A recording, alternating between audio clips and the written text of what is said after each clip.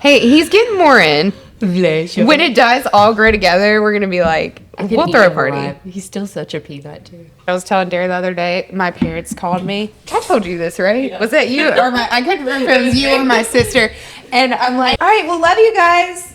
And they pause. They were on like the car speaker. They pause and they go, bye. I'm like, cool. And Rebecca's really got good with I love yous. No. I get better. No. Okay, so this is funny. Our Bible study, we like make fun of Rebecca because like You get real mushy-gushy and I'm like, she's like, and so like one night. Wait, your parents said they love you and you said bye? No, she said that. I said it and they both called. Oh, to make fun of you. No, that's just how they are. That's what I told Brian. I wasn't raised on like I love you in physical touch. And so she missed study one night, and all of us were like, let's just all separately text Rebecca and be like, hey, we really missed you tonight. Love you. And so we like all sent it to her separately at like different cadences, and she texted me separately, and she was like, why is everyone texting me some form of I love you? She was like, I'm uncomfortable. I'm so uncomfortable. She's like, could y'all please stop? Don't love me. Love me less. Love me less, please. She was so funny though. She was like, yeah, it was literally crickets. I was like, did you say I heard you? Oh my God. Because KG, you were also being like, love you, babe, love you, love you. We love you. She's like, I heard you. Oh my gosh. I feel like that's probably why he loves her. He's like, oh, she hates me. Yep. I gotta try harder. I gotta try harder. She's hard to get. It's probably how my husband feels about me. I gotta be better. Our anniversary's on Sunday. Is it? Oh my gosh. And I was like, how many years? 6 years. 6 years. I was like, can we not do gifts now that I'm not working? Oh, yes. Yes. I can't wait to talk about it. Oh my gosh. It's been wild. So crazy. Yeah. Oh my gosh. I'm so sorry. All the things are tumbling. Yeah. Well, Let's dig in. let's get in. Yeah. Welcome to Moms with a Call. We're not here to preach, convert, or fix you. We're here to listen. We're McKenzie And Rebecca, two women with messy stories, honest questions, and a quiet hope that maybe Jesus looks a lot more like love than we were ever shown. If you've ever wondered if there's a place for you in all of this, there is. Come, have a seat at the table. You're safe here. You're welcome here. Let's begin. Hello and welcome back to Moms with a Call. We have a very special guest. I'll let Rebecca introduce her. Yes, this is Dare. I was about to call you Dare Stokes. I mean, technically. Wait, what's your last name? So, this is so bad. And even fitting because we were just saying it's my 6-year anniversary on Sunday and I still haven't changed my name. Wait, I literally have you as Dare Stokes in my phone. Because That's it her is. maiden name. Oh! Well, it's her real name, her Wait, real that's last on name. Instagram, is it not? Yeah. Well, it is. So But- it's like Dare Stokes Blalock.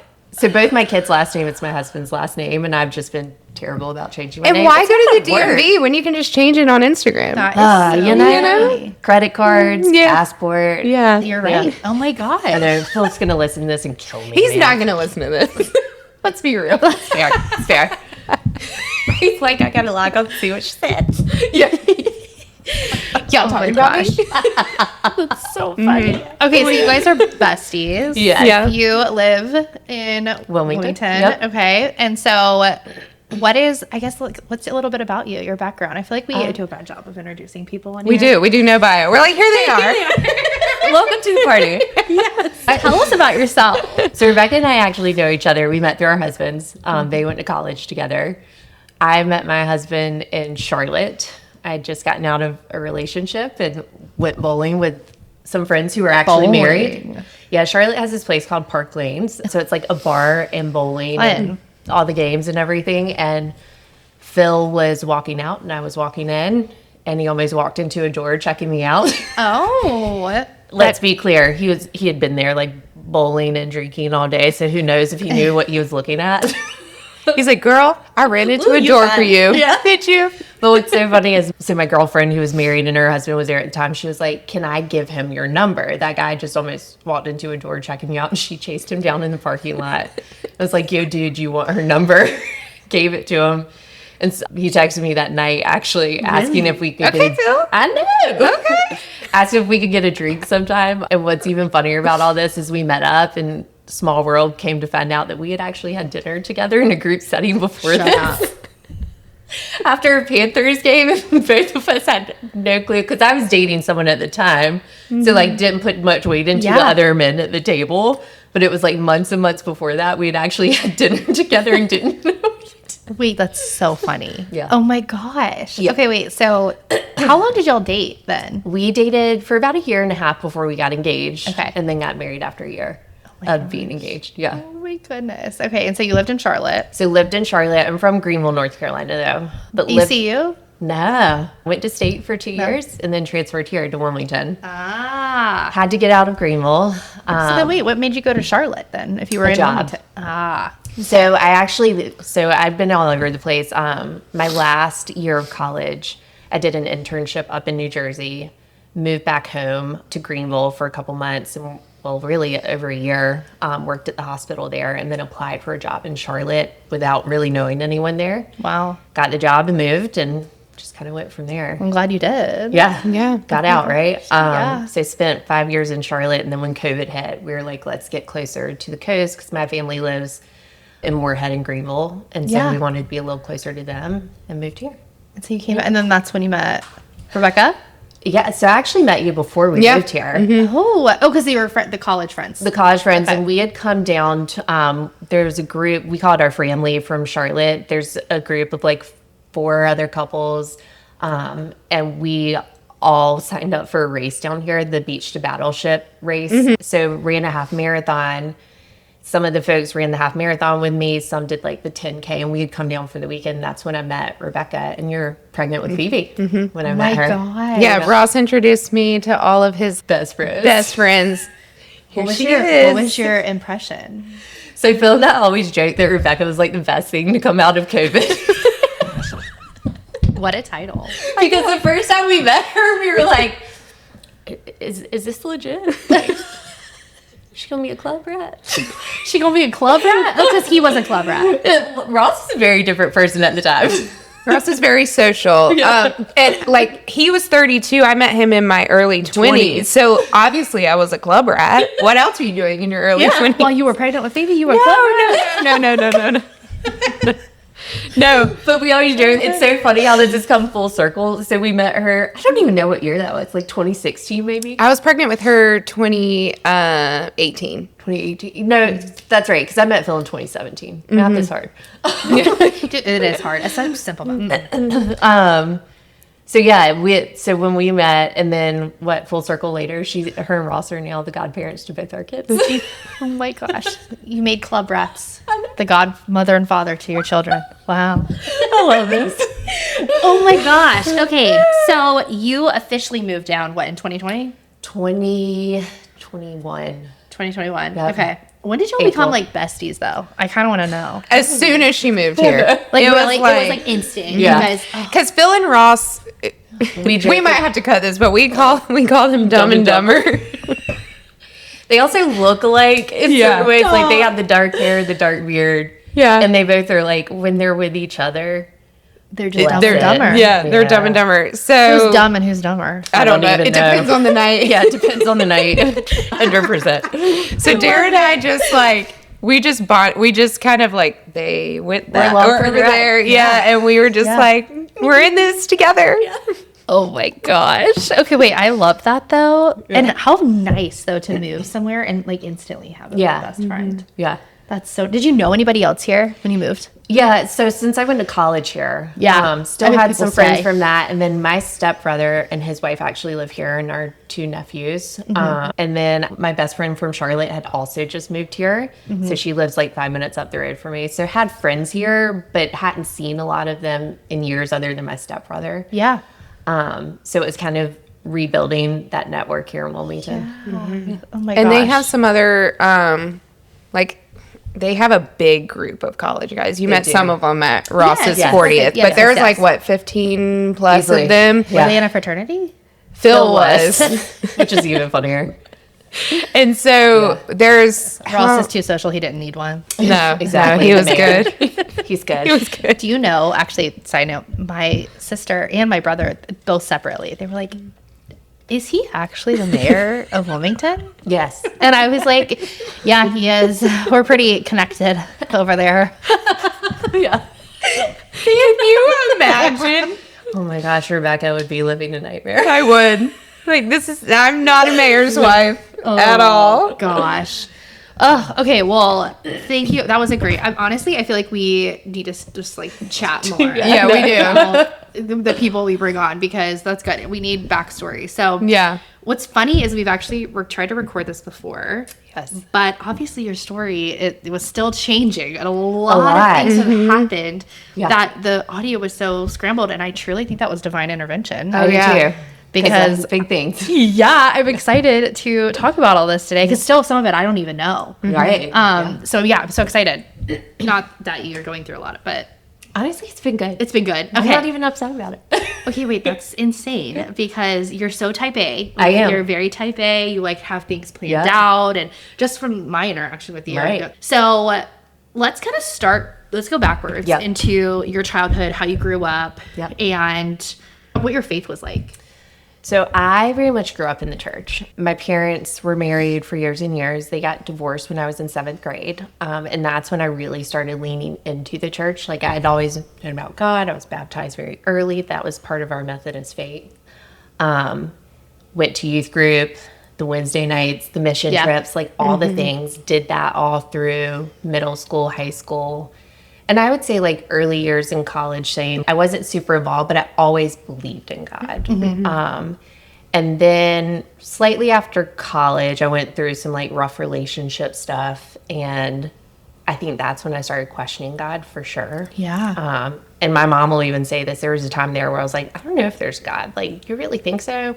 And had those doubts. And then things got better, right? Things got lighter, and I came back to my faith after all that. And since then, just over the years, I feel like it's gotten deeper and deeper. But there are definitely some heavy times there, but it's always been kind of a staple in our family Yeah. that, like, we just grew up in the church. It was what you did. I think it's so refreshing to hear another person kind of talk about having a faith crisis, Yeah. because so many Christians don't talk about it. Yeah, Absolutely. I think almost all of us go We through go it. through And it. I don't, and maybe this is wrong of me to say, but my faith wouldn't be anywhere near what it is today Same. without going through that faith Absolutely. crisis. And so if you're going through a crisis listening to this, or you're like, I don't even know if there's a God, that actually, I want to say is a good thing. It's part of your journey. It's part of your journey. Like, should be questioning You should, these things. yeah, like he doesn't want just blind submission to him. And You so don't want it to be lukewarm. yeah, He wants he you on wants you to fire be for him. on fire for Jesus. Yeah. I read this quote today that was like, if you don't hit rock bottom, and we could call that a faith crisis. For me, it was. Yeah. Rock bottom is where you find clarity. It's where you find something that you were meant to seek out. It's where you find God. So I think it is a crucial part of the faith journey. That doesn't mean you have to go through a faith crisis, No. of course, but it's so common because it's, you know, Yeah. it's part of it. Yeah, there was a pastor that we actually had at a church. We go to a different church now, and he actually did an entire sermon on the benefits of doubting God. And I had never heard of that before. Most pastors wouldn't be so bold. No. But that's where your faith gets so strong. It does. And it like gives me chills just thinking about it, because also, if everyone's like, you shouldn't doubt the Lord, you should be so strong in your mind and your, all of this all the time. But like, as humans, we're going to doubt. processing. Yes, processing. Yeah. It's so normal. And who are we to say that God isn't powerful enough to handle our doubt? Yeah. And we don't have all the answers, right? Like, that's part of it. Yeah, and we never will. No, we're not supposed to. Yeah. So what'd the pastor say about doubt? So it was a really good start. I can't remember the exact scripture he was talking about, but he was saying that doubt just brings us closer to God. And so when you're doubting, you're not actually saying, I don't believe in you, God. Like, you're not shunning him away. not You're not trusting too you to much. handle this. Yeah, no, you're not. Yeah, you're not. You're seeking. You're actually, I think he said, it's his exact wording. I think it was actually a sign of faith by having the ability to speak out your doubt. That's interesting. It's like spiritual maturity. Yeah. Right? Because if you don't have these questions just and only believing instead of- to seek to find the answers, which typically when you do find the answers, you uncover more, and then you get to the next thing and you uncover more, and it just builds that spiritual maturity. Yeah. And the So reassurance it of can what be is real. Yeah, Yeah, absolutely. I really want to find the scripture because it was such a good. I wonder if it's on YouTube too. But I just remember sitting there and I'd never heard of that before, and it was just because I felt so heard and seen because I was still going through my own stuff. Sorry, I'm making this about me, not at all. but it's just it is so interesting that now we are able to come out and kind of talk about doubting and how normal that is, and it's not always. You know, what do you guys think? Do you think it's the devil placing that doubt?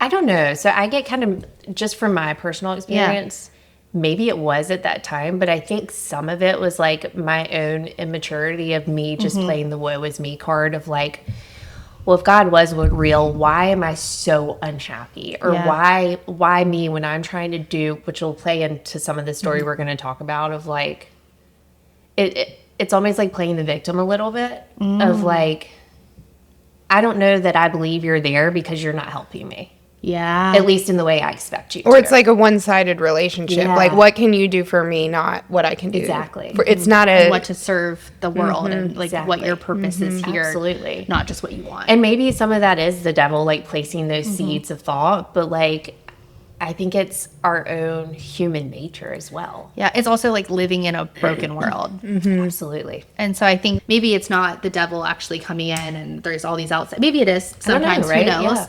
But I think it, like you say, it's our humanness. It's our imperfectness that comes out in seeking him, and doubting is such an important part in the journey to seeking, I think. And I think when you're going through things like that and you're seeking and he's about to show you something, You get impatient. of course you're going to have the devil come Yeah. in and you're going to have resistance. Of course. Yeah. So I think it's both. Truly. Yeah. yeah.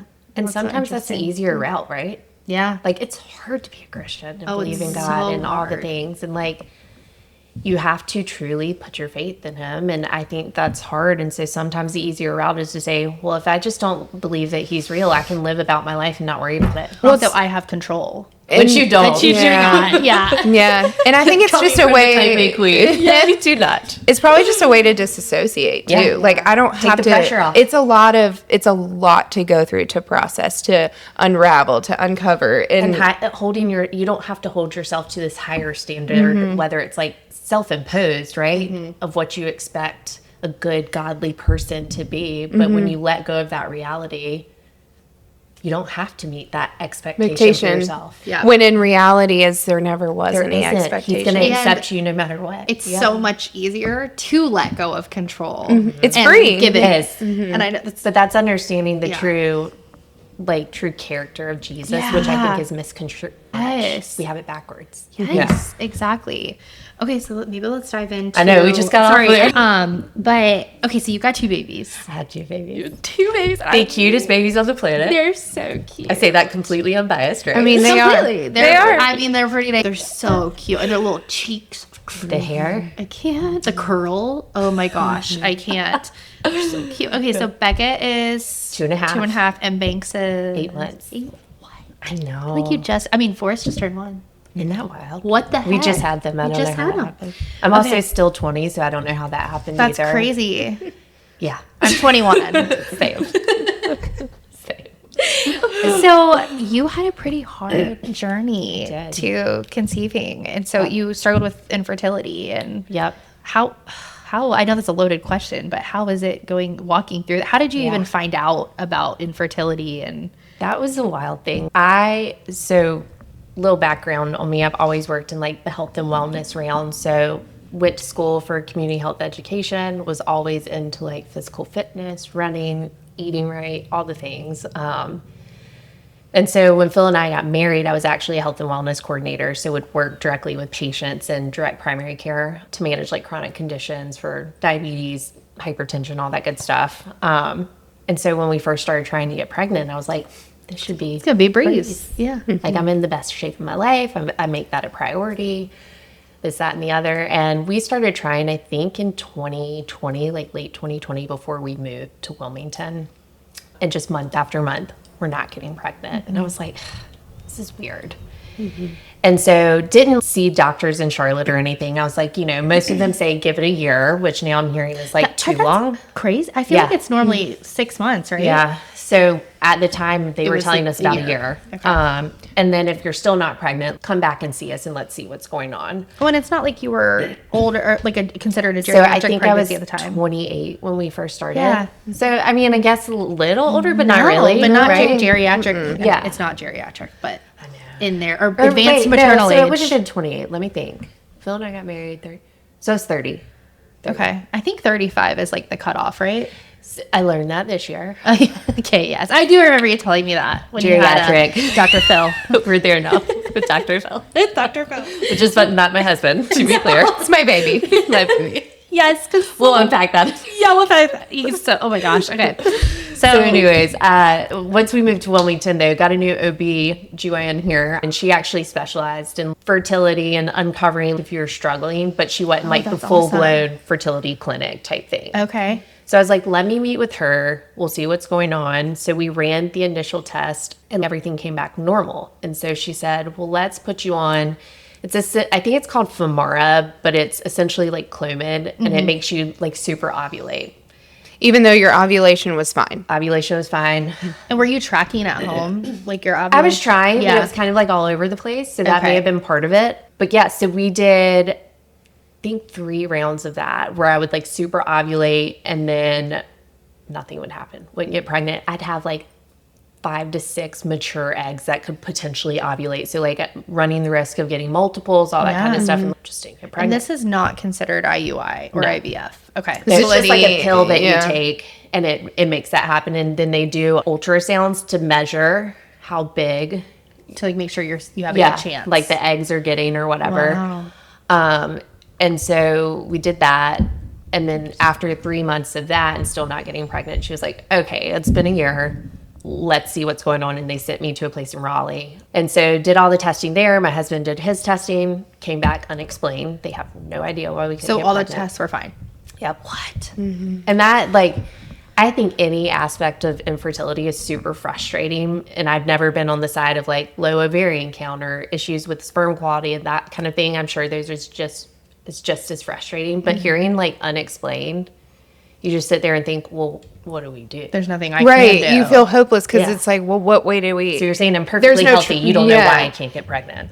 Yeah. So how can you help me? Right. Yeah. And what was so funny through all of this is like growing up, I was never a kid person. I love my kids. Right. Fair. I mean, fair. Not everybody. Like I'm not your girl to hit up to come babysit your kid. You're Love not you. She her. knows this. She knows this. Like I'll help out in a pinch, but I'm not your first call. At least you're honest, man. Like, I get it. We're like yin and yang because I am that. I'm We're like, like, why "Wait, didn't you pick up call on me? We balance each other. And even the other day, I was like, they were talking about going to Disney on Ice, and I was like, who's watching Banks? And you're like, I think my mom will come. I'm like, well, can I keep him? I need a baby overnight. So like we're leaving banks with them. Are you going in Raleigh? Yeah. Me are too. Phil bought the tickets while we were on girls' weekend. I saw they were coming. My friend got them, and I was like, oh my gosh. Ross loved Disney on Ice when we went there. Like That checks. No, that checks. So Christoph was doing this whole set, and he launched off this like literal half pipe ramp, and Ross was like, "Let's go!" He's at like a hockey game, Evan. or so he's like, "My boy sent it off." He's like, let me go get my feet. Oh my! I bet he gave him a standing up. Wonderful performance. Bless him. Anyway, Yeah. So sorry. All right. So So me growing up, like honestly, I didn't know if I wanted kids. And then when Phil and I started talking about it, when we first started, I was like, okay, maybe I'll be good with one. He was kind of more in the 2 boat. And then when you start trying and you can't get pregnant, you want more? oh man, Sorry, that keep becomes pushing. your one thing, right? Like I wanted a baby so bad. Yeah. And it was shattering. And so we started with a fertility specialist after we heard like unexplained. They did all their testing. They said, well, let's start low invasive IUI medicated. And so you do shots, the hormone shots in your stomach. And then it's essentially like the turkey baster that everyone's seen. And so we did a round of that. The first round failed, didn't get pregnant. did a second round and I actually ended up pregnant. And I found out, I think it was like a week before we were leaving to go to Peru, Oh my God. that I was pregnant. And we were super excited. And when you first get pregnant, they, like at the clinics, and I don't know if they do this in normal pregnancy, but they test your HCG levels to make They sure. don't. They don't? Okay. You aren't allowed to go in until like 8 to 10 weeks. Interesting. Yeah. So they do it at like 5 weeks, I think it is. They make you come in, take a pregnancy test, and then they do one like 24 or 48 hours later to make sure it's doubling. And I remember sitting in the airport and my first pass at numbers was not doubling. And I was about to board a flight to Peru, and they were like, look, if you weren't already booked this ticket, we would be telling you not to travel overseas right now. It could be that you're going to have a miscarriage because your numbers aren't doubling. It could be perfectly fine, or this could be an ectopic pregnancy, which is, I mean, like, Dangerous. Dangerous. Very dangerous. And with you being in Peru, we have no way of monitoring that. If something does go wrong, like, you need to be able to be taken care of. And we were visiting my stepbrother, who works with the government. So thankfully we felt like we were in good hands. We still went. I was perfectly fine there. And I think at that point, by the time we got home, I was like 6 or 7 weeks pregnant. And everything was fine. Had no signs of anything wrong. So you went back to check and they did an ultrasound or? Yeah. So Yeah. we saw a heartbeat, everything at like 7 weeks, I think. The week after we got back, we had our first ultrasound, saw a heartbeat, everything looked fine. And then you have your 12-week scan at maternal fetal medicine, because when you're going through treatments for fertility, they automatically send you there because you're a high-risk pregnancy. So went there for 12 weeks, and I remember standing in the kitchen with my husband before we went, and I think we were like the first appointment at 8 a.m. And I was standing in the kitchen, and I was like, I just have this bad feeling. And I'd had no signs, like no bleeding, no nothing. And at this point, we already knew it was a boy. We had taken sneak peek tests. Yeah, the little arm thing. The arm Yes, thing. yes. So we knew it was a boy. And we got to our 12-week appointment, went back, checked in, and within like 2 seconds of her doing the ultrasound, the nurse, she immediately turned the thing off, and she was like, I'm so sorry. He's not here. Like, there's no heartbeat. And I think it just happened so quickly that I couldn't process it. You're like, you didn't see it that quickly and turned And it that's off. what it was. She like left the room, left us in there, and she was like, the doctor will be in, because it was just a tech. And I think that just really like, it was so abrupt. I couldn't process like why she had just left me and didn't like at least show me on the screen, or I don't think they're legally allowed to. yeah. it has And to like be the being doctor, out yeah. of it now, I can see Yeah, that. but of course that's hard for you to But process. I feel like they should say that. Just like, I'm so sorry, I'm not seeing anything. I'm It not was- allowed it was to very die. abrupt. The Yeah. doctor has to come in and he'll explain Right. everything. Because you're not legally allowed to diagnose Absolutely. ultrasound. And so that would be a diagnosis. If you don't see anything. No, if Depending you're on your level. you have to be Yeah. a doctor. Same thing with x-rays. I only know this because I Yeah, 'cause was you- x-ray yeah. certified. So like I could see something in an x-ray, but I couldn't Give say a it. professional opinion on it. So, but still, I would have those same feelings of like, well, can you check Tell me again? something. Like, can you even can you check again? Well, Or- and I even, so the doctor came and we talked through it and everything. And so the very next day, they told me essentially I had the option to either like try and let it naturally pass or have a DNC. And given that my body wasn't showing any signs, I was like, let's just do the DNC. I need to like, How have to so do this. you had could they tell? so Okay. so we went to the hospital the next day. Okay. They were able to get me in, and I made them actually do another ultrasound before they took me back for surgery, because I just like, I don't blame you. I need confirmation. That felt very abrupt. I didn't see anything. And when they did that one, they were actually able to tell he stopped growing at 9 weeks. So it had been 3 weeks and my body just didn't recognize that I was having a miscarriage. Oh my god. so you're like, how long would it take for it to Exactly. naturally Yeah. miscarry? Yeah. And they couldn't tell that on the initial ultrasound, or I don't know if they could, or she just didn't take the time to do so. okay. Like, I didn't really ask the question. I was so in shock that she was Yeah. just like, there's no heartbeat. So it could have been that it was the combination of that and how little he was, not measuring at 12 weeks, that she automatically knew. But I don't think they took the time to actually do all the in-depth measures. That makes sense. So when the doctor came in, they didn't do any further. Really? No, she just sat in there, like, Phil, she was like, the nurse was like, you can get dressed, the doctor will be in. And Phil and I just sat there. And I remember, like, they let me walk out a back door because I was like, inconsol. I mean, we were planning to go to work that day. Yeah. I had to call my boss and tell him I was miscarrying. And my boss, his wife at the time, was pregnant as well. She was actually due 2 weeks before I was with a boy. And so we were kind of going through it together. And they were angels during that. But it was just it was so abrupt that I couldn't process. And they didn't do any more scans. She just came and talked to us and was like, here's what's next. That's Yeah. so awful. Yeah. And it was one of those things where I've always been very open about our fertility journey and the miscarriage and stuff. But I didn't realize how many of my friends had had a miscarriage until I had one because no one talked about it. Mm-hmm. Nobody hard to does. process. It's sad. I feel like there's no shame to it.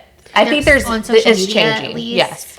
But I think it's 1 in 4 Yeah. pregnancies and miscarriage. Is that, and I had no idea that Me was either. so, because Prevalent, no yeah. one talks about it. And don't. granted, I do think most of them maybe happen before people know they're actually pregnant, but Agreed. Yeah. still, I mean, I know friends that have gone through, thankfully I haven't walked through that, but I've had friends that have, multiple friends that have had miscarriages, and I just never knew it was so common. And no shame to keeping it private, right? No, That's your yeah. choice. But it was just I had no idea, and I wish I could have been there for them had I known. Yeah. Yeah. How would you have been there for them? I think that's something I always want to know for people that are walking through that. Do you want them to ask how you are? Do you want them to give you space?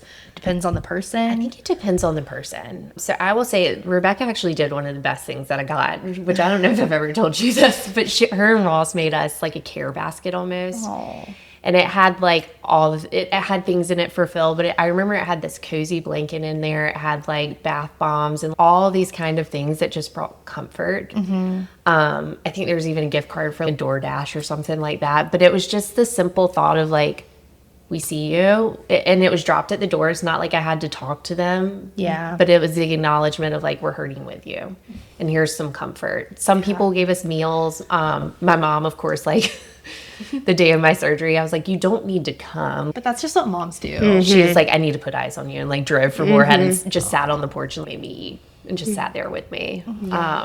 It was hard though. I remember my husband, the day we found out that I miscarried, I remember hearing him walk in the laundry room, our bedrooms across the house, and I heard him walk in the laundry room and just heard him break down crying, telling his parents that I had lost the baby. And and Phil is not a super emotional person at all. Yeah. We always joke that Ross and I are the mush in the group chat. There's Rebecca and Phil. They're hey. But yeah, heard him physically upset. Oh, that just breaks my heart. He was the for one you that guys. told us too. Yeah. Gosh, I'm so sorry that you had to walk through that. I mean, so many years distance now I can talk about it. Before it was just it's so hard to process, and it's a raw feeling, and then when you talk about it, you have to live through it again. And if you haven't fully processed it yourself, it takes time. It does. I remember when we lost our third, I came out of the bathroom and I got in the bed with Phoebe, and I was like, I just lost a child. That's I think about that all the time. crazy. That's Yeah. that's how I and then I was like, that's I just put my kid to sleep. Yep. And then and I'm one of those people that I don't talk about it, but so I get both sides to it. I think it depends on the person. Yeah. Yeah. Ugh, it's so hard. I'm so sorry. During this time, where was your relationship with Jesus? So this was when, very much present, but I wouldn't say practicing. So believed in God, knew He was there. I was struggling. Yeah. And during this whole battle, I was the type of person who it was really hard for me to hear from friends and even family members that they were pregnant. I didn't have that joy for them. I have girlfriends who've walked in fertility and they can show up at your baby shower and be so over the moon happy for you. I was not that person. I was hurting and I was angry. I couldn't understand. In my mind, I was like, I've done everything right. Phil and I waited till we were financially ready. We had a home. We're married. I've taken care of my body for all these years. Why can't I get pregnant? But you're letting people out there who aren't doing these Just things. willy-nilly, let's get they pregnant. sneeze and they get pregnant. And truly, Sorry. This one. Just kidding. But that's what it was. It's like, That's so hard to walk that. it was. And I think what made it even harder is I was so mad at myself that I couldn't be happy for them. And it was, I mean, I even had a family member who so she got pregnant before I got pregnant the first time. And I found out, I think, a month after she gave birth to her first child, that I was finally pregnant with our baby boy. And when I found out she was pregnant, I was so in the pit of being upset that I couldn't get pregnant that I couldn't celebrate for her. No. And it broke my heart. And now looking back, like, that's something I'll always regret, right? Is that I couldn't be like, even when we would have dinner with them while she was pregnant, I couldn't ask, like, how are you feeling? Yeah. I couldn't talk about it. And it's not that I was unhappy that she was pregnant. I was just so sad for myself. And I couldn't understand it. I mean, I'm looking at you and I'm like, I think it's incredible that you're even able to still go around. So I think you're being really hard on yourself and saying that you have, I know you can't take away Hindsight, regret. right? Yeah. Yeah. But I mean, it's incredible. Everybody grieves differently. They do. And you're allowed to feel. And she totally got that, right? Yeah. I just, for myself, and like the second time around, I was so much better about it. But when you're in it, oh, man. You did the best you could. You could. Yeah. And if you were giving 100% that you could give, that was all. And that's all you got. That's all you got. Because there were like baby showers I couldn't go to. And it was just like, I had to protect my emotional well-being. Yeah. I don't think there's anything wrong with that. Yeah. And I think, like I said, everyone just handles it so differently. And I remember after the miscarriage, I used to go upstairs in our room above the garage. There's like a bedroom up there. And I would go up there before my husband would get up and do like my quiet time. And I think at the time I was doing a study called Waymaker by Ann Voskamp. And I can't remember one of the questions, but I still, like, it sticks out in my mind. I remember sitting on the couch just bawling because I felt so alone. And not that my husband wasn't supportive or my family wasn't, like, everyone was in it with me, but no one could feel the pit of grief that I was in other than God. And it was like, I felt like I couldn't be honest with anyone about like how angry I was that other people could get pregnant and I couldn't. It was like one of those things where you're like, I can't say this out loud. When in reality, it's when you do say it out loud. I was so upset with myself that I was being that nasty. But it brings light and healing. Right. For And you it's to not get it even out. nasty. It's It's not. not. It's human, right? It's human. Yeah. Yeah. And it's, I think that's when my faith really got so strong because like I was so weak in that moment that I had nothing else to give other than leaning on him. Yeah. And that, I mean, I think that's what brought me back to truly talking to God again. So would you call that your pit? Absolutely. Yeah. Yeah. What did he say to you in those moments? So it was funny. I was going through this, like looking through all the things I was praying during that time. Oh my God. So this goes back to when I was like trying to conceive. It just like gave me chills. And it's like the things I'm grateful for in my prayer request. And I, like one of the things back in May of 2022, hope to keep trying and to release my plans for his. You do care about people. Look I at do, your yeah. prayer request for other people. It's other people. During that time. Yeah. And like I So still cared for them, but it was like, You weren't happy. you were in the thick of it. You were grieving. You right? can't see anything other than grief. Yep. And I like, it was just finding those things. So like I miscarried in April, less than a month was Mother's Day. And so the prayer request on Mother's Day, like I remember I sobbed that Mother's Day and my sweet husband still got me a Mother's Day gift. Oh, No. And my mom had lost her mom that year before. So it was her first Mother's Day without her mom. So it was just this whole just a grief. grieving fest. But what was funny is, so I miscarried, I think the first week of April in 2022. And then I had it written down here and I brought this because of this. On May 12th, I talked to my mom every morning at like 8 a.m. religiously. We're like the Gilmore Girls. There's something wrong there. Are you guys enmeshed? Yeah, like we'll unpack that later. Like a psychologist would have a field day with us. There's something wrong. If you're both happy, that's all that matters. Yeah, you know, poor Beckett. She's in for a wild ride.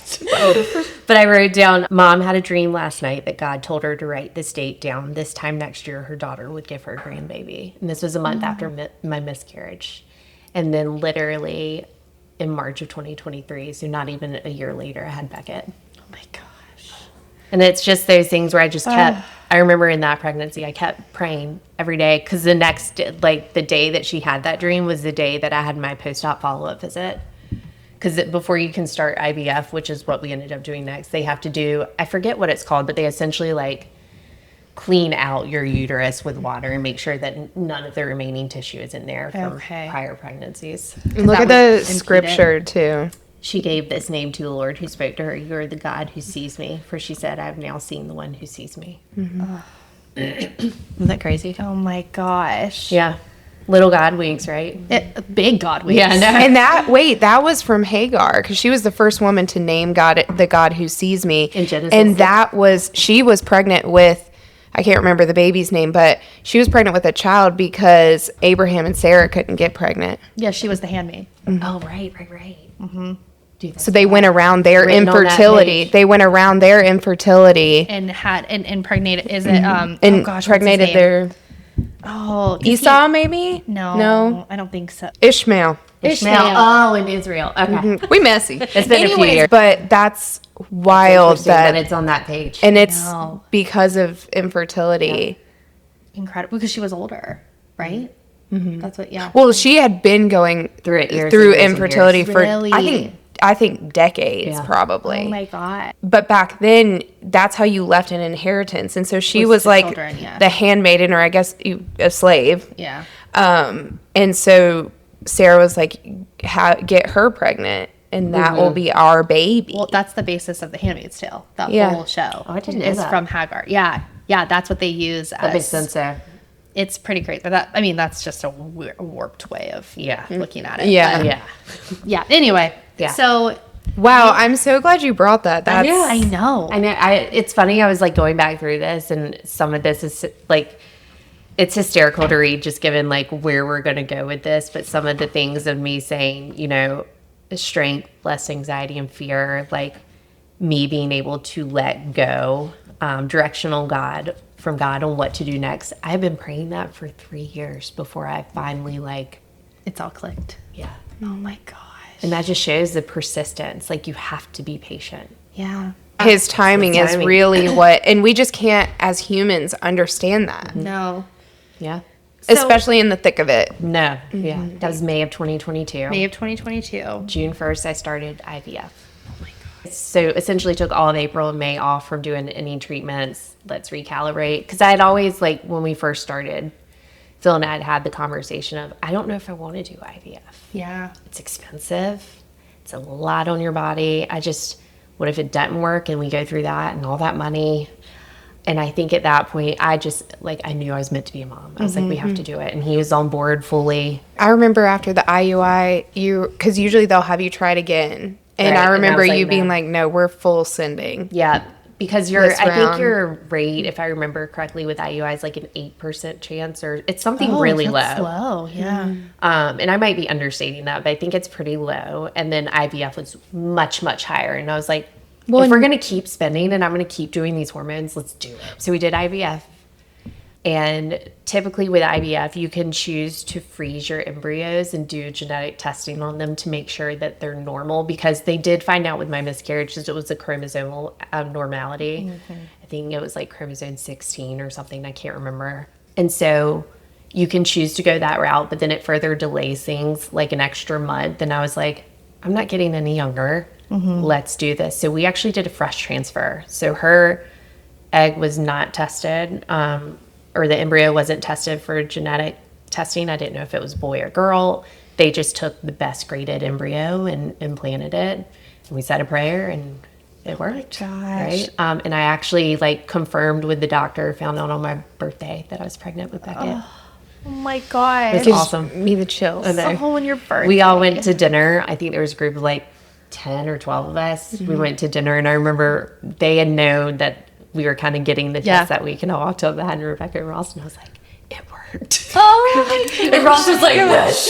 And they're like, sure. Because we weren't telling the rest of the people. Because you were still so early. Right? Yeah, I was 5 weeks. Oh my gosh. Okay. So did you ever, and I don't know if we've talked about this before, maybe we did, but with IVF, you know how some people in the church are very against IVF because it says we're potentially playing God? Right.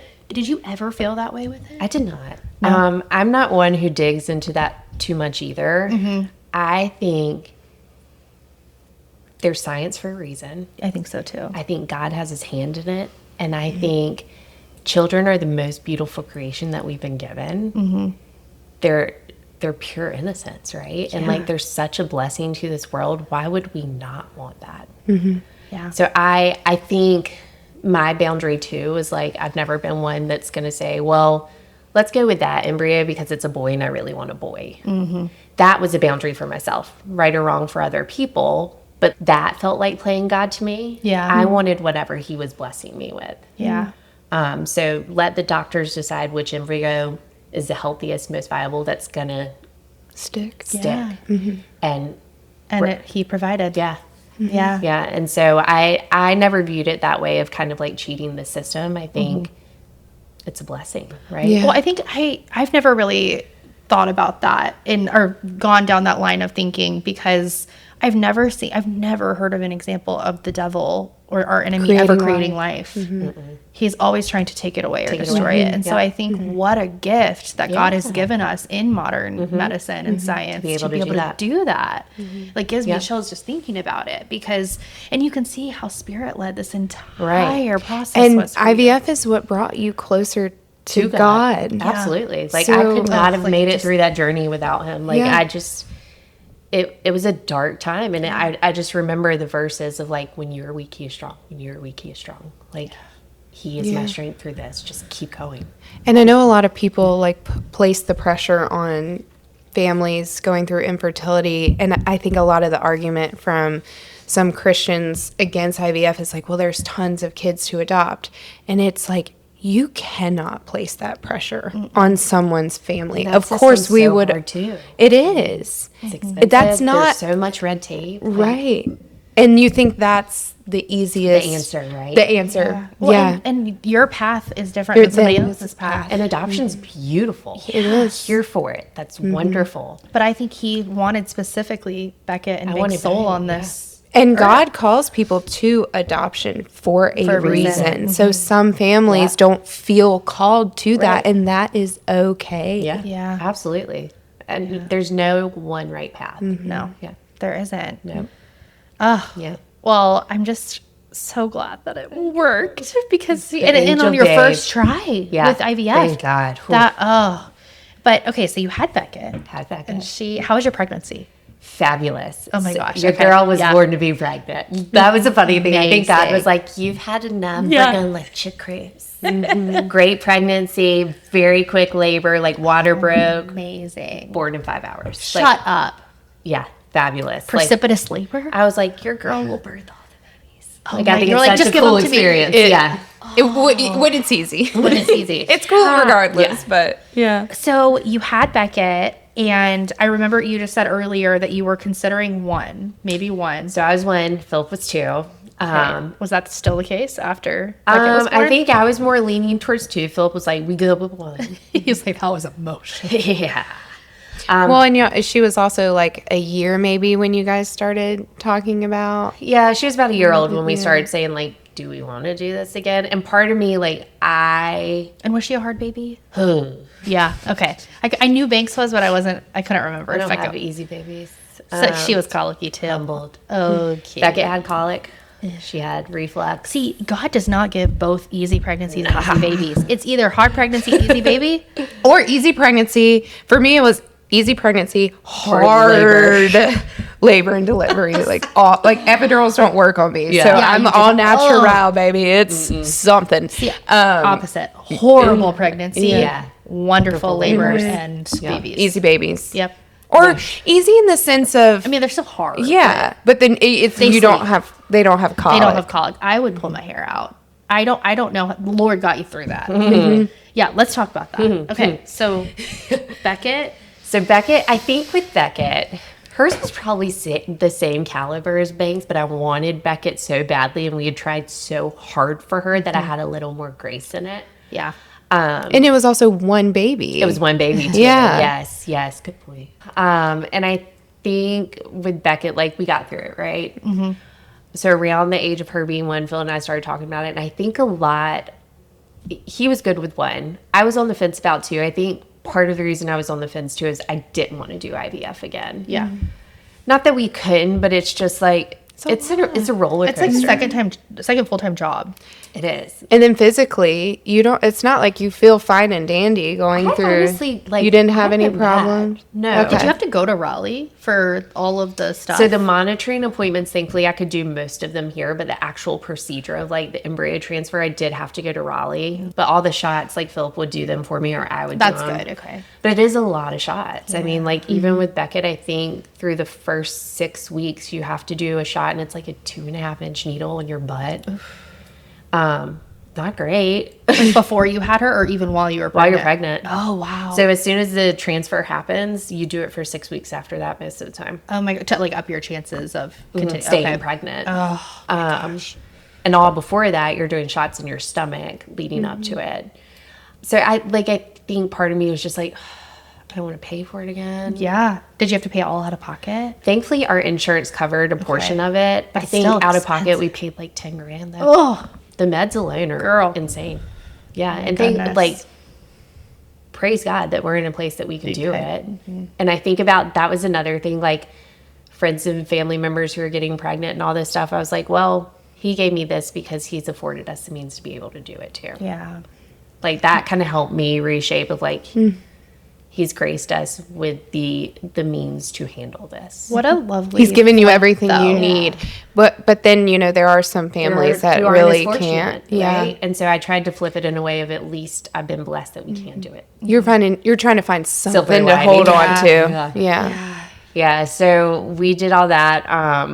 And so we had started talking about it. And so at the time, Becca was like a year old. That was March of 24. Yeah.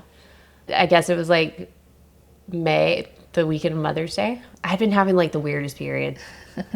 And it like came for 2 days. It was very, very light. Oh, the And implantation. Then it went away, and I had no Mhm. clue about this because, like, obviously I don't get pregnant by myself. Good times. So I was on the phone with my friend Lita, who I used to work with. And I was like, do you need a giggle today? Because at the time we were still working together, and we would like call and decompress. She was like, yeah, what's up? And I was like, I think I might be pregnant. I was like, but there's no way. And she was like, how long have you been feeling this? And I was like, a couple days. She was like, dear, please be an adult and get by a pregnancy test. And I think part of me was just like, no. Like I literally have a 1-year-old. Yeah. And so went to Walmart, was going to buy one. Phil had come home for lunch, and he was like, just go get one. And they had him like locked behind that cabinet. I was like, well, if it's locked, I'm not going to do it. So left. Didn't buy one. And Lita and I are on the phone again. She was like, go buy a pregnancy test. Yeah. So went to the drugstore, got one, and we're like on the phone. And she was asking me like, if this is positive, how are you going to feel? And I was like, not good. Like, no. That is so wild. Even though you were so like doing everything with Beckett To get is it just pregnant because it before. was so close and you just weren't ready? Or it wasn't your idea. I think it wasn't part of my plan. I was grieving the time that I had with her. Like, I'd only had her for a year. Like, what does that mean for her? Also, I was finally, like, you guys know how long postpartum it takes to get your, Yes. like, your groove back. I've heard it takes Solid 2 years. Yeah. Oh, for me, it was 2. Yeah. Like, I was finally starting to feel like myself again. And I think that was part of it. And so Lita and I are on the phone, and within, like, 2 seconds, that thing was positive. And I was like, shit. Like, I just remember being on the phone. And she's, of course, like, so how do you want me to respond right now? Yeah. So she found out I was pregnant before my husband. So funny. Happens. Oh my Yeah. gosh. So that night, Phil came home, and I handed Becca the pregnancy test, and he was, like, walking through the door, and she walked up to him with it and handed it to him. He was like, oh.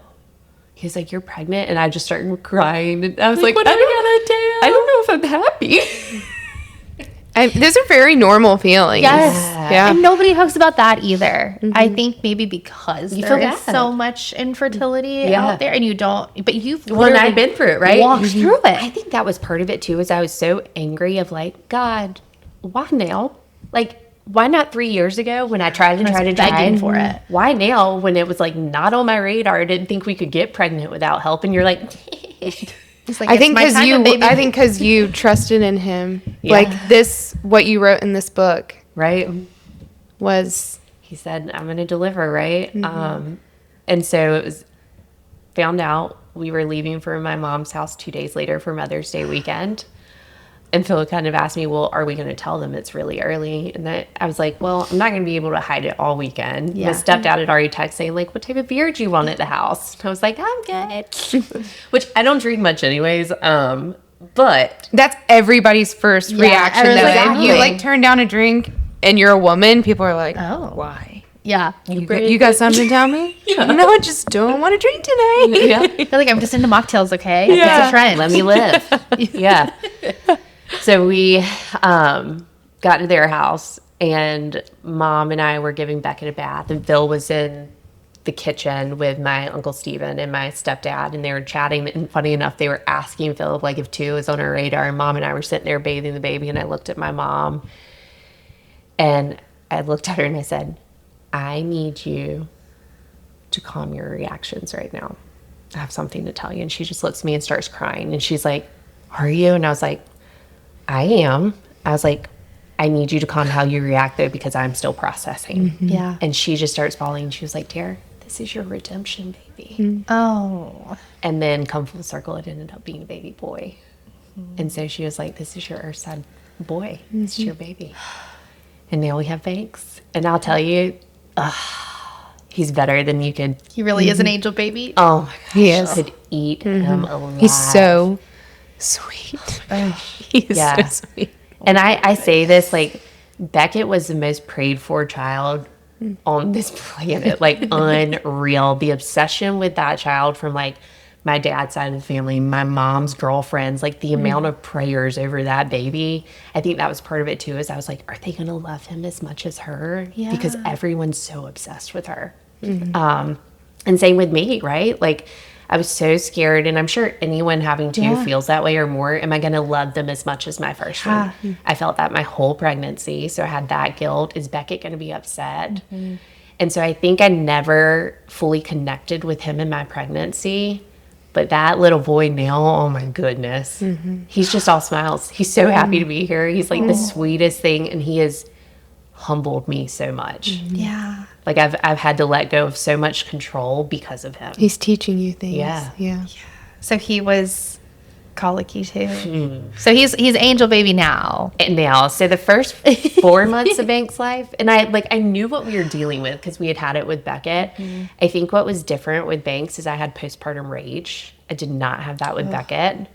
And thankfully, I recognized it at my 6 weeks appointment when I saw the doctor. She was like, "So you look good. You doing good. You seem good." And I was like, "No." You're like, I don't feel good. I'm well.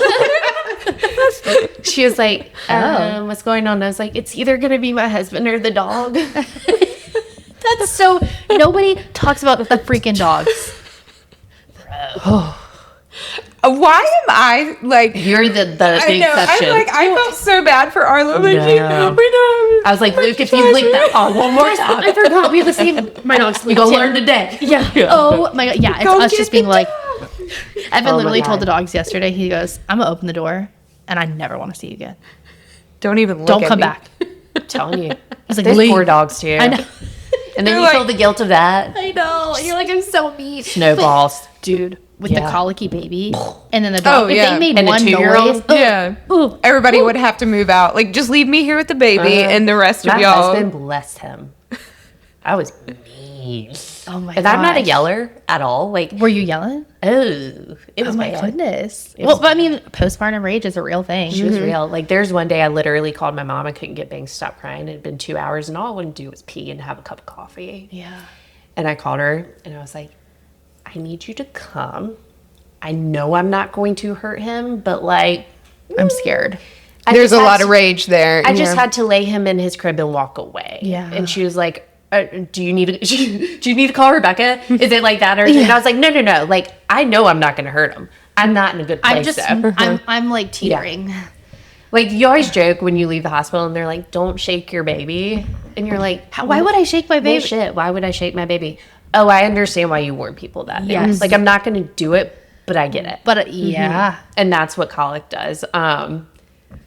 Yeah, it was brutal. And so thankfully it was silent reflux, which was Beckett. He's still on Nexium. Like, we're having to wean him off now. We tried to do it a month ago and it just couldn't. Yeah. So he's weaning off of it now. But when I saw my doctor at the 6-week appointment, she was like asking that stuff. She was like, so I don't want to see you on the news. And I was like, me either. What pharmaceutical would you like? So, yeah, exactly. we have a spinning wheel here. No. Candy? And like, I've always been one where I try to like manage it myself, right? No, there wasn't. Oh, Sometimes you need help. I was We on, needed some of it. I was on 150 Zoloft when I was pregnant. Yeah. Because I had pregnancy anxiety and depression. Real. Yeah. And then I had really bad postpartum anxiety with Noah, but luckily I did not have it with Forrest. bad, So, Isn't but it it is. weird? Yeah. And see, I So thought weird. my rage was like because I had a boy and maybe like the hormones and testosterone. I don't know. Yeah. Just I mean, I feel making everybody's things up You in were my body's mind. sleep deprived. You had a toddler. I was not in a good place. Yeah, and You had a young toddler too. Yeah. Like Brutal. it's hard. Yeah. But now we have parted the clouds. We made it out. Yeah. We're living. So 8 months later. you were working. I was working full time. When did you go back after having Banks? So I had bangs January 14th, and I went back to work 3 months later. I think I took 13 weeks this time. Okay. But some of that was like unpaid, some was PTO. So jumped right back in. I think I'd been back at work maybe a month and a half before I had to travel Oh. for the first time for a client meeting, which like it's fine, but that's hard, right? Yeah. Were you pumping? No, so I've Okay. always struggled with breastfeeding. That was another part of it too. Yeah. With Beckett, I just really struggled. Second time around, I was like, if it doesn't take in 2 weeks, we're out. Yeah. There you go. So thankfully, wasn't having that to deal with either. But like leaving your little ones at 4 months hard. old, yeah, for an overnight trip. So had that. Went back to work in April of this year, and that's where we are now. Yeah. Okay. So I feel like you've had some big news. Yeah. Since we last talked. Right. Yep. You want to talk about it? Yeah. So I quit my job. I had been rock on, right? Stay home. Never thought. Well, TBD. We're learning that real quick. We're just dipping our toes in the water for a minute. So I had actually been with this company. This coming January would have been 11 years. Oh my gosh. Some iteration of this company. Started with them when I moved to Charlotte. Then we got acquired, and then it was a merger. And so there's a lot of pain in that. Yes. I'm sure anyone who's been through it, right? And thankfully, like, always kept my job, had good standing with my bosses. Like, truly, the folks I've worked with over the past 10 years were like family, and they still are. Like, we still talk. It's fine. I left on great terms. But it was funny. I was digging back through this too. Like, been praying for 3 years, helped me to find passion for my job again.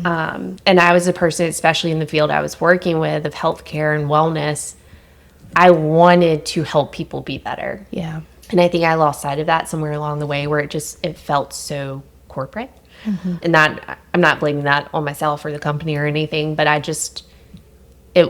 could feel that this wasn't my calling anymore, and I'd become burnout, and I was a little jaded on what we were doing, and it wasn't serving me anymore, at least not on what I thought was right. And so we were oddly talking about this. So my husband, my parents were encouraging me to quit. And I'm not a person that just like quits without a plan. Yeah. It's terrifying.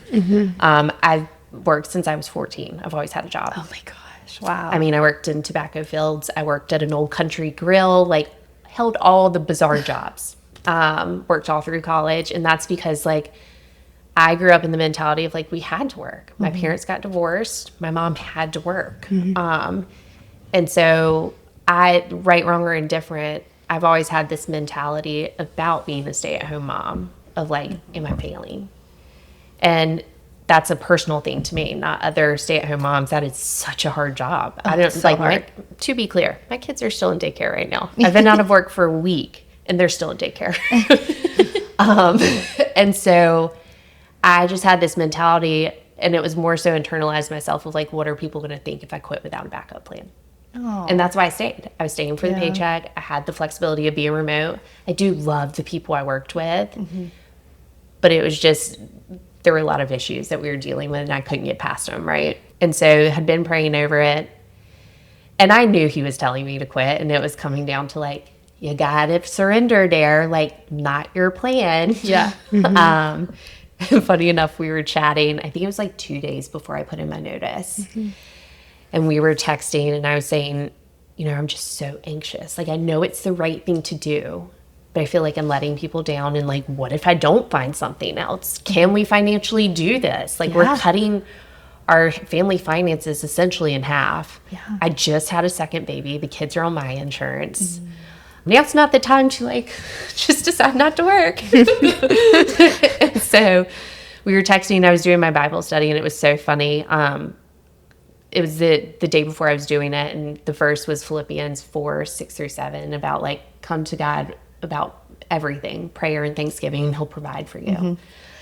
And I had read that verse the day before, and Rebecca and I were texting, and she said, I just have this gut feeling you're not supposed to be at this meeting that's coming up in February, and we won't unpack all that. But she opened her Bible app, and she said, oh my gosh, this is the verse that just popped up on my Bible app. I didn't even look it up. And it was the exact same verse that I had studied the day before. I'm not shocked at all. That keeps But happening. I didn't have so it was like, you know, when you pull up the Bible app and you have to go to the Bible page and search which verse you're looking for. It was already pulled up. It was just like Like the Bible, it wasn't that one. It was on the Bible. It was already to it, and it was. And I had that not exact been same reading verse. Philippians on my phone at all. I hadn't been like on the Bible section of it. So Isn't that crazy? she texted that, and I was like, okay, You're like, gosh. I hear you. I will quit. And then it was like this snowball where I was texting our girlfriend, Carrie, who works at like a preschool. And I said, hypothetically, if I was to quit my job and like say I don't go back or I go part-time, would you guys have space in your twos class if I were to pull Beckett out of daycare? I thought you were going to ask if you could work there. Oh, God, and I was like, I thought you didn't like children. I won't subject anyone's children to me. You do great with Phoebe. The thing is, I've actually There's a little bit of terror there on your where you're a little scared of it. Honestly, she should. She can run the world. She's scrappy. She parents me. Yeah, and I kind of love it. Yeah. You're like, fair. You do you, sis. Yeah. And that's the thing. I actually am good with kids. It's just are. like, I'm not the one who's going to be like, oh, let's bring all the babies together and hang out. I'm like, oh, I'm going to lose my mind. Yeah, you're like, How many children are going to be there again? yeah. You mean to tell me you like having full conversations and finishing them? Yeah, sounds great, right? Oh. We like to focus. What? Weird. No, I was asking Carrie, like, if I quit, would y'all have space for Beckett to come do like half day preschool with you guys? That way I could save on the daycare bill. And she was like, well, I'm not over the twos class. Let me text the teacher and see. And this was all like right after the text with Rebecca. And she was like, come to find out we have one spot left. That's 5 days a week. And I was like, Of course. and so I haven't pulled Beckett out because right now, like, the plan is for me to go back to work. I just needed to step away to find out what I'm passionate about again. But, you know, he's calling you into something else. and what was funny is as soon as I quit, he was providing. I've had like people who I haven't talked to this much in years reach out to me like 2 or 3 times a week to talk about a job. I had another group who I've worked with in the past who, when they found out I was quitting, said like, come work for us. Oh my Like, gosh. we'll give you part-time. We'll accommodate what you need. Wow. Like, and so even if it's stuff that say I decide to not go down that route, he's showing me like, I've got you. keep leaning on me. Yeah, I've got you. I kept telling you and you just weren't listening. Well, you didn't have a backup plan, but he did. He did. And it's so much better than I thought it would be, right? I mean, and it's to the point where I'm having to tell myself like, Dare, take the month off. Don't jump right back in because you have these options. Rest. You've been through so much. He's providing that period of rest for Yeah. you from the I just have time to take you it. the time you started to try to get pregnant to now. Now. Everything that's happened. You've been through so much. I can see how he would want you to honor yourself, your body, your And you mind. find him in the stillness. Yeah. You find him in the And I'm quiet. having to like learn that because I'm trying not to replace scrolling Outlook or my Teams chats with Instagram or LinkedIn or like checking my personal email. I'm like, truly unplug and don't feel guilty for sitting. Yeah. That's it's my so hard though problem. as a type A person. I'm like, I need to clean or run the errands. Oh, I said, that house about to be spotless. Immaculate. You're like, I have so much time. Wow, I need a magic eraser. Yeah. Where I cleaned both porches, I reorganized the kids' rooms. Like, it's been a week, guys. There's something wrong with me. He's like, Tara, go to the beach and eat a donut. Calm I down. feel like if you don't go back to work, you're going to be like president of the PTA or something. Imagine.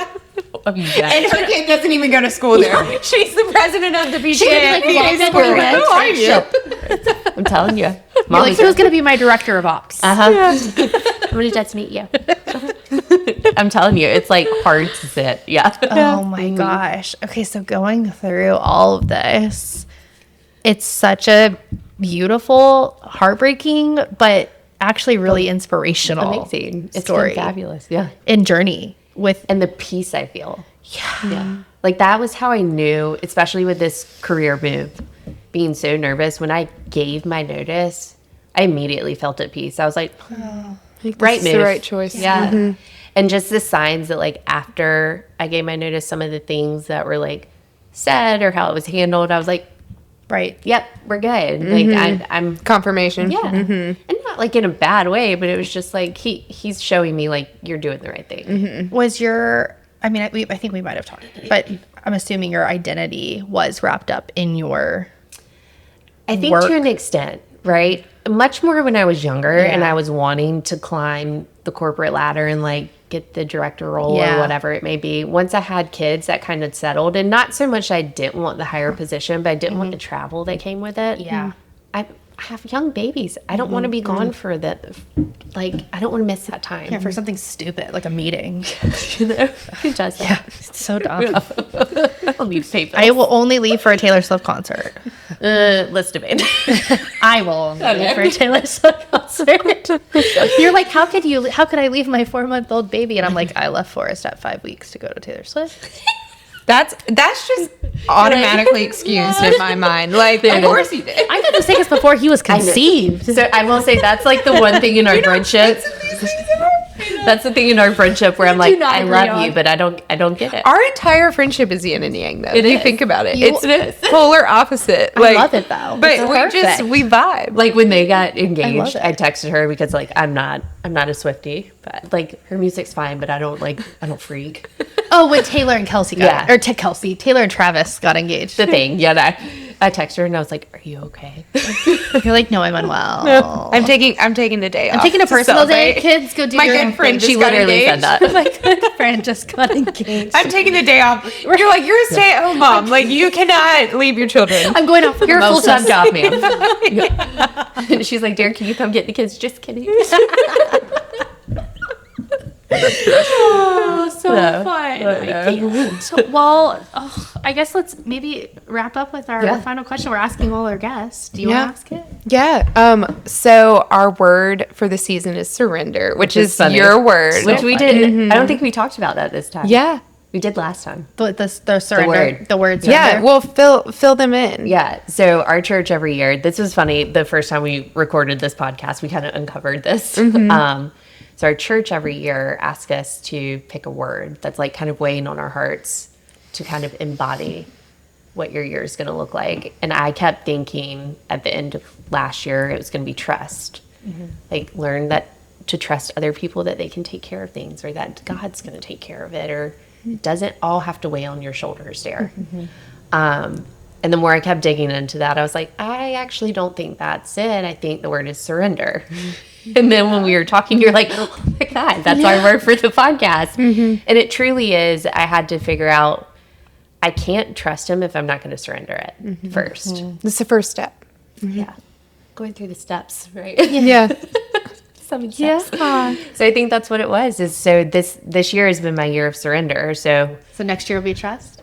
I think so, right? Yeah, I kind of see maybe. where Yeah. where he's speaking to me, but like surrendering the unplanned pregnancy and goodness, what a beautiful miracle. And surrendering to giving up a job that has brought so much stability for the past 10 years. And letting him provide the And stability. truly not having a plan, and it feels good. Oh my gosh. Yeah.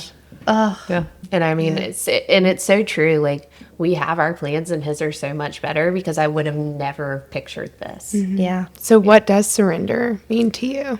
I think for me, surrender is truly like letting go of things without expectation. Like, we can say we're going to surrender, but still hold in our mind how we think that should look or play out, which is, especially for someone like me who thrives off of a plan, that's really hard to do. Yeah. Like, I can say I'm surrendering something, but I still have an expectation. Yeah. So how do you let go of the expectation? Practice every day, right? Yeah. And I like, every day isn't perfect. I think this career move, though, has really helped with that. And I think he saw that I needed the reinforcement with him immediately saying, here's some options. You don't have to take them right now, but I want you to see that if you just let go, I'm going to give you the good stuff. Yeah. And so it may not be jobs that I end up taking, or maybe it is, and it turns out to be something really, really beautiful. But had I not surrendered to him, I would have never have seen it.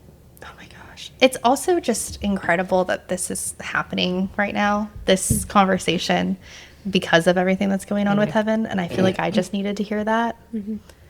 And I feel like I'm almost going to going cry. But it's like, It's been a heavy yeah, it's couple hard. weeks. And so it's like, he is so good. You just got to let go. And so you can see it. So you can see and let him provide in a way that's so much better. When I think allowing ourselves the space to let go of that expectation, Yeah. right? Like, the pressures we put on ourselves of how to behave a certain way, or how we judge other people for how they behave. Like, we have got to let go of that.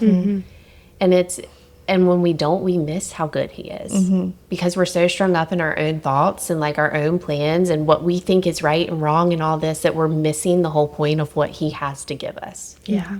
And I think that's true surrender, is like, stop beating yourself up for not being this perfect person that you think you're supposed to be, like holding the perfect job or having the perfect number of kids or the best friendships or whatever it may be. Just let go and wait and see. And that's really hard to like sit and wait. We Waiting well. want instant gratification, right? Yeah. I mean, our society's built on that. And so we miss the whole point. He's undoing so much of that He really right is. now. Yeah. So incredible.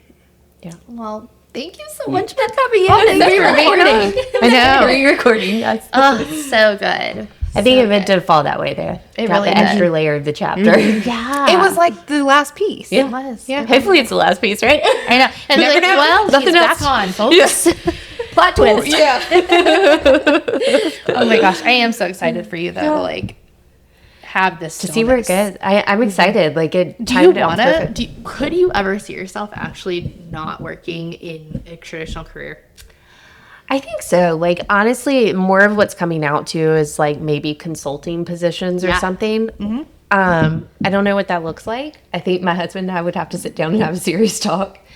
I don't know how long I can stay out of work either, Yeah. just because I thrive on it a little bit. We talked about this before, where some women are just, that's their jam, and that's okay. I think I'm kind of in the lit up middle. By but I feel I found my sweet spot is like 15 hours. You think so? That's what I'm trying to figure out. Like, do I want to be part-time or do I want full-time? I don't know. Yeah. And I think what I struggle with is when I say part-time, is that me working like 3 days a week or like half days? Like, what? I don't know. I've never had the option to do that. Yeah. And again, I think some of that is relying on God of providing, because again, we cut our salaries in half. Yeah. Well, and then when you do part-time, you have less childcare, so you actually end up It's a taking blend. on a little bit more. Well, I think you take on more responsibility your because kid, yeah. by the time your kid gets out of school at 12, say if you went Right. part-time for work, you move them out of Or full-time do I just leave them in daycare. daycare, but then I'm missing out on that money of working full-time? Exactly. So it's kind of It's a the hard balance. It really is. Because Yeah. that's what we don't have our kids in daycare. We just have part-time child so we used to have a consistent we do have somebody that comes on Tuesdays and some Thursdays, but it's only for like 3 hours. So, and Noah's in school Monday, Wednesday, Friday, and but Forrest isn't. Yeah. And so we're just really navigating Like this. flying by the seat of your pants. Yeah. Yeah, and I'm trying to cut down my work hours. And in my ideal world is 15. Is it that? No, it's more like 30. Well, and then you get in the questions of like, is 15 even worth it? Like income wise. Yeah. What's the trade off? Yeah. Yeah. Well, luckily I decide what I make, which Right. is nice. Yeah. But so it is worth it for me. Right, exactly. Yeah. But people in like a traditional corporate, Yeah. like Yeah. a lot of our friends, like they've taken a step back from jobs because they were paying for daycare. With the Yes. money they were working for. So it's like, I may as well stay Exactly. home. That's exactly why. Well, I had to leave. Yeah. It was Right. I didn't have a relationship with God, but I was forced Right. out. But that it would have been that same conversation of I make Does it what make sense? daycare What would you did cost. cost. Yeah. Yeah. Yeah. It's tough. Yeah. And I don't know how people do it. Yeah. I'm like, that's literally way more than our mortgage. Yeah. How- Oh yeah. How? I'm trying to do the math of like, what, yeah, we pay more a month for both of daycare? our kids Yeah. to daycare than our mortgage. Oh my gosh. Yeah, crazy. Good times. Crazy. But you think about how rich you're going to be when they're out of daycare. Or all diapers that and money. formula. Oh, I know. You're going to be rolling in the dough.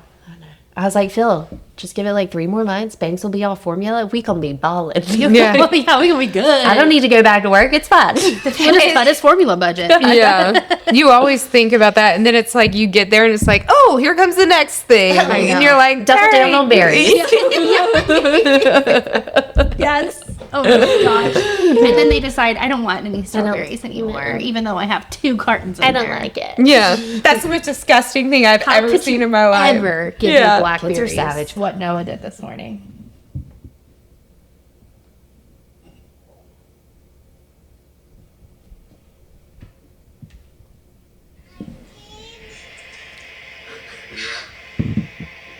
What's all that over you? Is that diaper cream? Dude, Beckett's been doing this shit too. My body hurts. Stop. Why did you do that? I don't know. And then she's Rolls her eyes. let me think about it. Dude, Choices were made. it's like baby powder. Just I know. That's what I thought it was at first. Thanks for being here with us today. If something resonated, maybe a sentence, a silence, or a story, hold on to that. If you felt seen or stirred or simply curious, we hope you'll join us again. Until then, stay open, stay tender, and remember, there's always a seat for you at the table.